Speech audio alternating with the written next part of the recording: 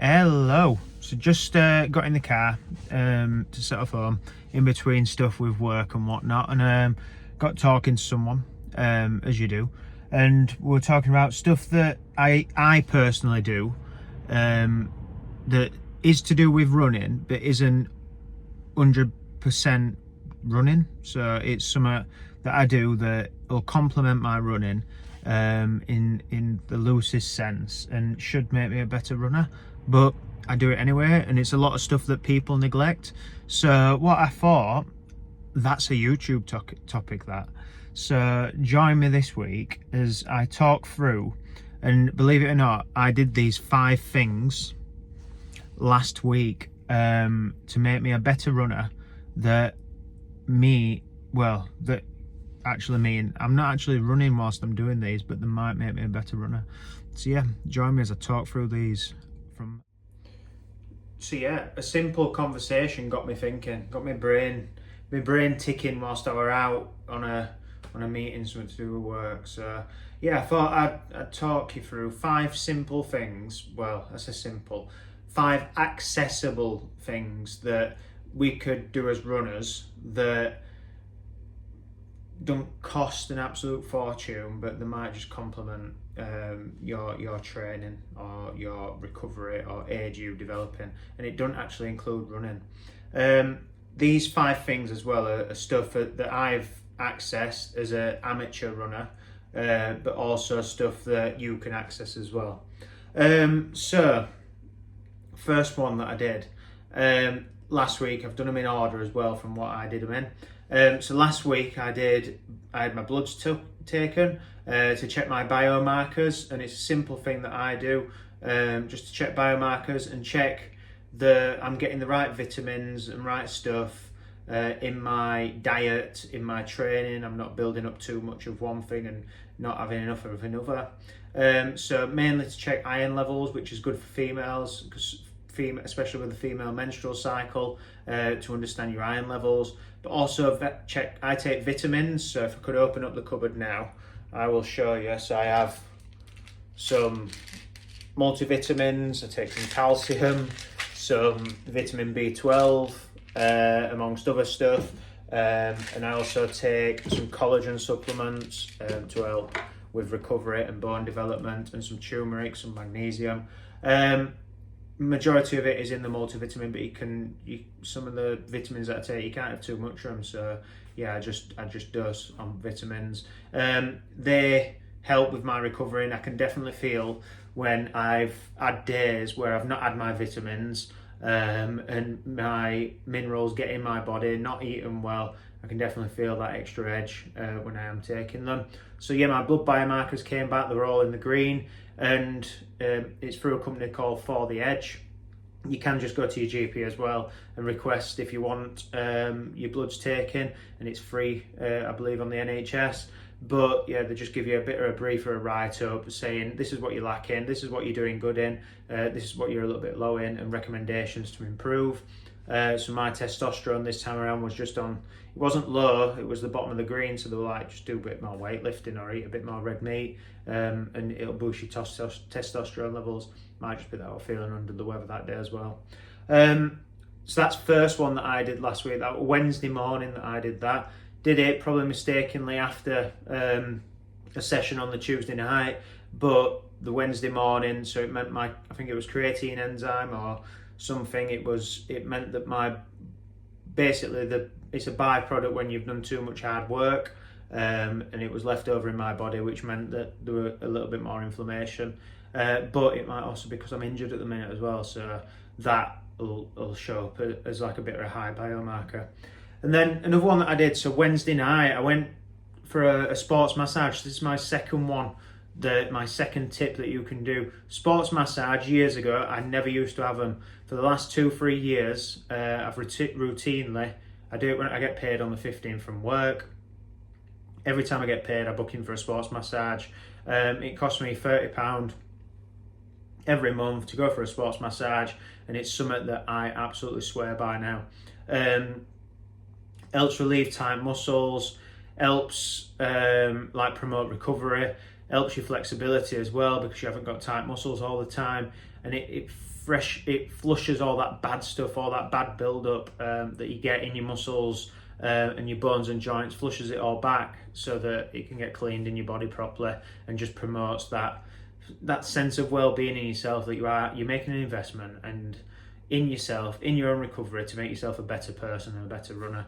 And sports massage, like the conversation me and John have, is class. It's second to none, and just use it as a man and to another guy as well. Just that sense of space where you can talk to each other and get all life's crimes. It's like going out for a run with someone, but yeah, get all life's crimes off your shoulder. So yeah, absolute godsend. Going to see John for a sports massage once a month. I have been going probably about twice a month or once every 3 weeks at the minute, whilst I'm aiding my recovery and getting back to something right. And then the third one that I did last week, and I put it in as the third one because I did it 3 times. Strength and conditioning. So last week I went Monday, Wednesday and Friday. My Wednesday session were a lighter one. I went Monday, Wednesday and Saturday last week, I believe. So my Monday session was a lighter one. My Wednesday session was a lighter one. Absolutely, yeah, kibosh that, enter. And then the Monday session was more about movement and mobility, and then Saturday I went a little bit heavy and did some plyometric stuff as well. But yeah, it develops your strength. It helps me at the minute doing my rehab, but there's also such thing as prehab, so doing it in terms of like your recovery after you've done a long hard run or a long hard session, and just promote like that range of motion in your joints, in your bones, in your muscles, in your body, so that you can go further, you can go faster, you can go for longer. Also for me at the minute, it's helping me. I'm having to learn how to walk correctly again and run correctly, which I'll come into further down the video. But it's helping me with my stability when I'm walking, and recruiting certain muscles in the correct way, so I can work on my form for when I am running and wanting to perform as well. So strength and conditioning, absolute godsend, and it's something that we can all do. We don't need heavy weights as runners. And my hamstring curl, like I'm doing the lying hamstring curl at the gym, and I'm doing it in like with 10 kilograms, 15 kilograms. So you don't need heavy weights as runners. You just need to focus more on that mobility and moving correctly in the correct movement patterns. And then the fourth thing that I did last week, so number 4 on my list of things that you could do that are completely different, that we don't necessarily think about or prioritize, is the sports massage, and then there's physio as well. Physio is a completely different thing to sports massage. It's a different qualification. It's a different understanding. So I've been seeing Gav, who's a great physio. He's also a runner, and he's treated me for acupuncture in the past. He's treated me on my Achilles. He's done my loading plan with me to help me do my strength and conditioning correctly. A lot of the stuff I am educated in it. I've been working in the sector for like 14 years now. But it's always worthwhile to get that second opinion from someone valuable. So yeah, physio, absolute godsend. Last week I went to see another guy called Oliver Bassett, based around the corner from me where I live in Barnsley, and Oliver has been treating me with some shockwave therapy and some laser therapy, which is something a little bit different that I thought I'd try just to throw the kitchen sink at my Achilles, and it's responding quite well to the shockwave and the laser therapy as well. So yeah, something different, it could be a good thing, it might not, but yeah, I thought I'd just try it for what it's worth. And also it's just giving you that specialist treatment and recovery, again, and an investment in yourself to promote like you getting better as a runner. And I've not actually done any running yet at this stage in the video, and to be honest, none of the videos talk about any running whatsoever to make you a better runner. It's all the holistic, the whole person that goes into just putting one foot in front of the other. So yeah, just promoting the healing through the shockwave and the laser therapy that I've been going with Oliver now. I'm on my 3rd treatment, and yeah, the Achilles, it just needs snapping over the edge, but it's getting there, and I can actually walk in a correct manner again as well, or what I believe, and then Naomi tells me I'm not. And then the last one that I did last week, so there's a girl in our group called Christina. At the minute she's trained to be a podiatrist, and podiatrists are basically people that play with your toes and your feet, and yeah, people will probably slate me for that, but yeah, looking after the way that we move and we walk. So Christina messaged just before Christmas and said, look, we're looking for someone to come and be a bit of a guinea pig. I'm doing a course in gait analysis. So I put my hand up, and they wanted injured runners in particular. So I put my hand up and said, yeah, I'll do it. So I went through to Chesterfield, which is down south. I need a passport for that. Went through to Chesterfield and had 10 podiatrists looking around my feet, my ankles, and the way that I move. They got me running on a treadmill just to see my movement patterns and how I'm recruiting certain muscles and what I'm doing. And it was quite interesting because in July of 2024, I went to Leeds Beckett to do some testing with them, and they did gait analysis there. And it was interesting to see the difference between how I moved at Leeds Beckett and how I moved when I went with Christina. At Leeds Beckett, my form looked fine. It looked how I run. However, with Christina, my right leg, so my injured leg, didn't bend or flex all the way through the full gait motion, which is obviously a problem, and it meant I'm not recruiting the right muscles and like the movement patterns. So they've given me a few corrective steps that I can do. So I was overstriding on my right leg, but then understriding on my left. So looking at it comes down because I've got tight Achilles and tight calf. But they also said I've got a weak big toe, which means my big toe's not using it for propulsion to push off either. But it is something I can work on. And now that I know it, I'm better off knowing it than not knowing it. So yeah, it's something I can work on, and it is getting there to a point where I can push off now. And it's only been 4 or 5 days of working on specific movement patterns to recruit my calves, my Achilles, my hamstrings, my glutes, my quads in the correct order when I'm trying to move as well. And it also highlights where I'm compensating. So I might be picking up compensation injuries by using my hamstrings too many times or too much when I'm running, which might cause further damage further down the line. So yeah, it's highlighted that for me, and it's invaluable, the knowledge that I've taken from that as well. And it was free, but you can pay any podiatrist and they'll be able to look at you. Running shops do it as well, but they might be looking at movement patterns to fit you in correct footwear, which might not be necessarily what you need. It might just be the way that your body moves instead. They also recommended that I use a shoe with a bit of a rocker on it. So when a shoe's shaped, it curves up at the front, which means it's a rocker. And if it's an aggressive rocker, it's got a bigger curve. So yeah, if I use a shoe with a bit of a rocker on the front, it'll mean that I can recruit muscles in the right order for now, until I get over my injury. So those are my 5 things that I did last week, but there's also a list. I've got a list of 6 other things that I did that you should just be doing anyway. But those 5 things, they don't cost much. They're something a little bit different. Someone might not have suggested them to you before, so just try them. They might improve you, they might not. But I've got 6 other things that you should be doing as an absolute necessity as a runner. And as a person, to be honest, it doesn't matter about even being a runner, footballer, tennis player, someone that's in a band or whatever. So number 1 is looking after yourself and making sure that you get enough sleep. So sleep helps your recovery, helps look after your body, helps you de-stress from the entire days that you've had. If you're not getting enough sleep, what the hell are you doing? So make sure you get in. I personally like 8 hours a night. Sometimes we get 7, 7.5, and I can tell the difference. I can function on less, but I can tell the difference in the sharpness in my body. So yeah, number 1, get enough sleep. Number 2, make sure you're eating right. You can't put diesel in a petrol engine. It won't work. I've gone to an electric car now, so I can't put petrol in it at all. It won't work. It won't function. So make sure that you're eating right for the things that you're wanting to do.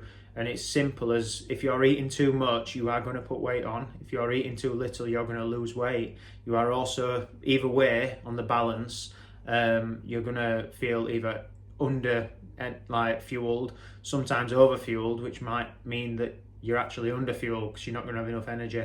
Heard of carb coma? It is a real thing. Next one, so kind of a segue from nutrition, hydration. Make sure you're drinking enough. I have a big bottle next to me. Most days I've started taking it out in the car with me and sitting it in the cup holder in the middle and making sure that I drink enough. To begin with, you will need a wee a lot. And you might find yourself getting up for an old man wee in the middle of the night. but it's fine. Your body will get used to it, and we want to see that pee absolutely clear, like 80-90% of the time, just so that you get enough hydration in your body, some high quality H2O. And then another one, so a little bit like sleep, but recovery. What I do on the sofa, like on a night, I've got a massage, like a big knobbly massage stick sat next to me. So I'll be massaging my calves with that. I wear compression tights, so they're not just for when it's cold either. I'll wear compression tights around the house. I wear them under my jeans. Our office is pretty cold at work, to be honest. So yeah, I'll wear them in the office at work and stuff. And compression tights they're quite warm, so yeah, that's quite good. But it helps a little bit like massage, flush the stuff out your system by just adding that little bit of extra compression on your muscles. Naomi likes to wear them after she's done a big race or a big event, and it helps flush her calves and quads out as well. And then another thing as well, stress. If you have got a lot of stressors in your life, running can be good to go out and de-stress and use running as a form of de-stressing. But also at the same time, if you've got a lot of stresses in your life and you're looking to perform at a high level, it can be very, very tough to do so. So make sure that you are taking everything into account when it comes to your running so that you can perform at a high level if you need to, and remove all the stresses you can for when you are needing to perform. It is tough. We are amateur athletes at the end of the day, just doing it as a hobby. So making sure that we've got the full complement, looking again at that holistic person and the whole person, not just the person putting one foot in front of the other. And then lastly, a good plan. You heard the thing, fail to prepare, prepare to fail. If you aren't planning and you're just doing stuff on a whim and you're just using a bit of a scattergun approach to your training, then it ain't going to work. You need to be looking at a structured plan through the week, ticking off your stuff as you go, just so that you can stay on top of, like, not doing too much one week, not doing too little enough. Your plan needs to be progressive to allow for recovery. I personally run every day, but I still take recovery days where I can. And typically it's every Friday for me. And then a Saturday's a lower mileage day, but quite intense, into a long run Sunday.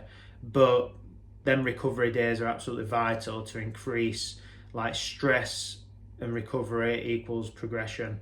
And training is a stress in itself. It's not just stress from having too much on at work, too much stuff with your kids, not being able to afford stuff financially. Training can be an added stress as well. So making sure that you're planning for stuff that occurs in your life. So if you know that you've got a big week at work, you don't want to be planning a big Tuesday night session with a gang, just because it's in the diary. You just need to be mindful of that. So yeah, those are my 6 things that we should be doing, unconditional, like stuff that should be happening, non-negotiables anyway. Those that should occur in your training to make you a better runner, full stop. And if we're not doing them 6 baseline things, there's no point pushing it and going on to the other things that I explained earlier in the video. So anyway, thanks for that. Thanks for listening. I hope that you've taken something from it. And don't forget to drop us a like and subscribe. It's been great to have some strong interaction on the channel. And I apologise for the brass monkey explicit at the end. But everyone had a giggle, it doesn't matter. But yeah, thank you. And join us next week. We have got a couple of races coming up, and I'm hoping to be able to toe the line once more sometime on the horizon. And yeah, we'll see where we go from here. I think it's about, I've got a new watch as well. It's 13 weeks to the London Marathon, or 13 and a half by the time this video comes out. So yeah, it's all gears and all looking towards that, if to see how we both get on. But yeah, thank you for watching, and we'll catch you soon. Bye.